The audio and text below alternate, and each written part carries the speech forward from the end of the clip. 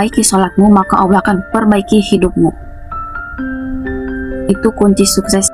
Terus aku juga salpok guys komenan kakaknya yang di sini. Ya, ntar aku bacain dulu ya. Namanya Neng Rika Sariningsih ya. Sholat adalah tiang agama ya bun.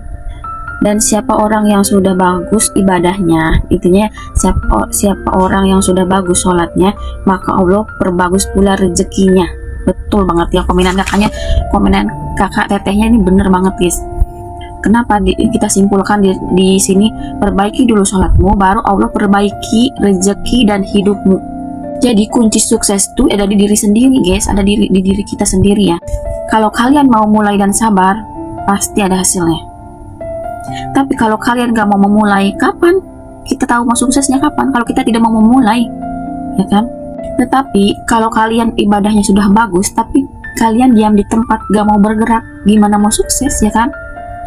Jadi kalimat perbaiki sholatmu, maka Allah akan perbaiki hidupmu. Tetapi dengan cara kita juga memulai. Ingat ya, memulai. Ya tentunya harus memulai dari kita harus memulai apa, entah itu berusaha ya kan. Nah gitu. Jadi sebelum kalau diterjun kita di konten kreator, kita memulai dulu, mulai konsisten ya kan, sabar, evaluasi, itu memulai guys. Jadi kita harus diperbaiki juga sholatmu, biar kunci sukses itu ada di sholat. Jadi diiringi dengan sholat dan ikhtiar ya. Kita tuh harus seimbang. Seimbang itu kayak gimana gitu ya. Jadi kan kayak modelan kita seimbang itu, kalau kita tingkatkan sholat kita juga harus memulai dan berusaha ya. Ingat ya, memulai, jangan malu untuk tidak memulai. Jadi kita harus memulai apapun itu, kita harus berani memulai ya. Ingat kan kunci sukses itu bunda ada di konsisten, evaluasi, perbaiki. Iya bener banget.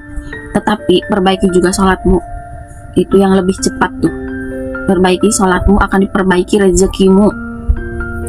Kadang ya sukses itu ada di beberapa tahap guys. Jadi menurut orang-orang itu sukses itu ada beberapa. Jadi kadang ada yang menurut orang sukses itu, ada orang yang pertama ya sebenarnya, contoh ya, pertama dan kedua ketiga itu beda-beda nih, beda-beda.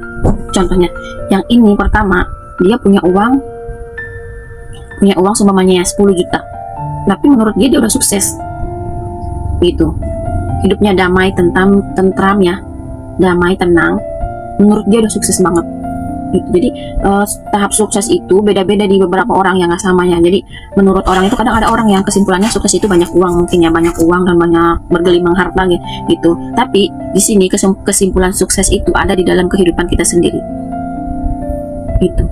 Ada orang yang bersyukur, hidupnya bercukupan, cukup lah gitu ya, tapi hidupnya udah pokoknya udah damai aja, dah menikmati hidup itu udah termasuk sukses kayak gitu juga loh,